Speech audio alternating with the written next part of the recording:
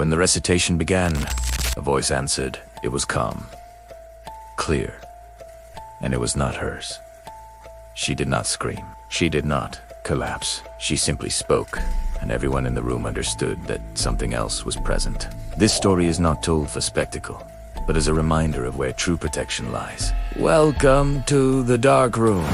This Ruqyah session took place privately in Riyadh, Saudi Arabia, sometime in the early 2010s.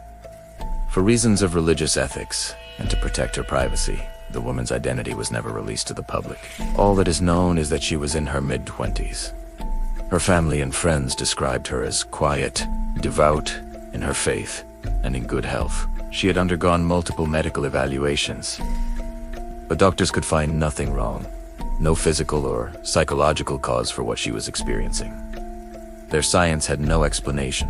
The first signs were subtle, appearing while she was asleep.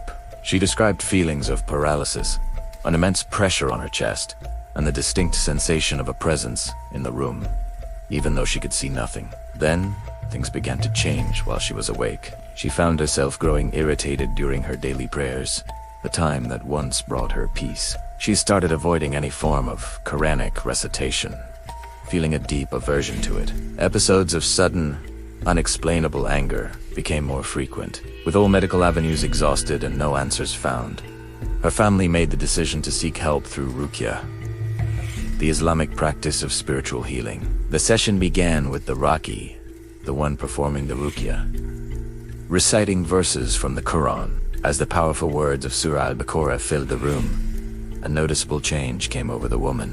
Her breathing became shallow and rapid. Her hands, resting in her lap, slowly tightened into fists. And then she laughed. It was a short, sharp sound, but it was profoundly wrong.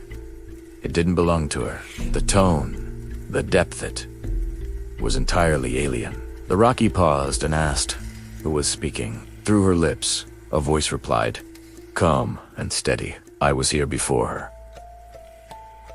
As the recitation continued, the voice would react to specific verses, not with screams of pain, but with cold, defiant anger. The Raqi continued the recitation, his voice steady and unbroken, a constant stream of sacred words against the unseen presence. He did not engage the voice in conversation or deviate from the verses. And then, as suddenly as it had started, it was over. The voice just stopped. There was no warning, no final outburst, no farewell. Silence fell. The woman's body went limp, and she collapsed from what seemed to be sheer exhaustion. When she finally woke up a short while later, she was dazed and weak, but she was herself again. She remembered nothing of what had happened, nothing of the voice that had spoken through her. In Islam, the existence of jinn is a confirmed reality, part of the unseen world. However, they are not a subject for fascination or idle curiosity. They hold no power, no authority, except by the permission of Allah. True protection for a believer does not come from trying to understand their world, but from strengthening one's own connection to the Creator. It is found in consistent prayer, in the remembrance of God, and in unwavering trust in His power over all things. This account isn't shared to glorify the unseen or to inspire fear. It serves as a stark reminder that our shield is not in knowledge of them, but in devotion to Him. Thank you for listening. If you found this reflection meaningful, please consider subscribing for more stories. Welcome to Dark Room. Enter if you dare.